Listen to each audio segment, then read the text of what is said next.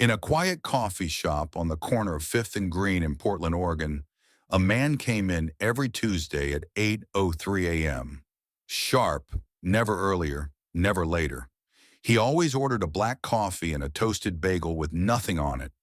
He'd sit by the window, take out a yellow notebook, and start writing. Not typing, not scrolling.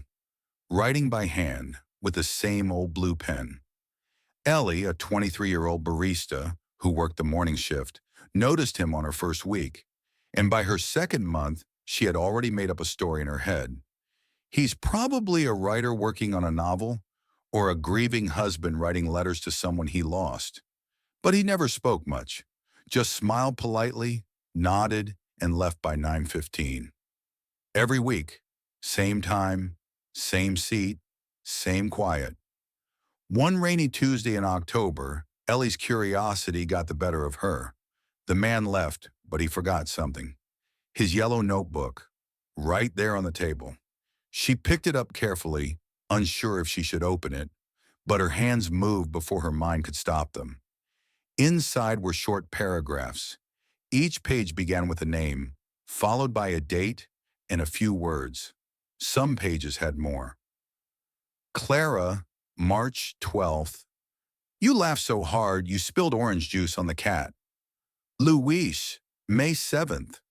You called just to tell me your soup was terrible. Anna, December 19th. You hugged me longer than usual before I left. Dozens of names. Different people, different memories, but also specific, so gentle, not dramatic, not poetic, just real. Ellie kept reading. Then one page stopped her. Ellie, September 5th. You smiled at me like I was someone worth noticing. Her heart stopped for a second. She remembered that day. It was early in her shift. She had complimented his shirt, a mustard yellow sweater that matched the leaves outside. He had looked surprised and muttered, "Thanks. It's my favorite." The notebook wasn't a diary. It was a collection of moments, a record of people who had left an imprint on his days, even if they didn't know it. That evening, Ellie couldn't stop thinking about it. How many people had she spoken to and forgotten? How many lives had she brushed against without realizing? The next Tuesday, 8:03 a.m., the man walked in as usual. She handed him the notebook. I read a little, she admitted. He looked at her for a long moment, then smiled. Not politely, but truly, like he'd been waiting for her to say something. That's okay, he said. I write them in case someone ever wants to remember. They sat together that morning. No small talk, just quiet. From that day on, they shared a table every Tuesday. Sometimes they'd talk, sometimes they wouldn't.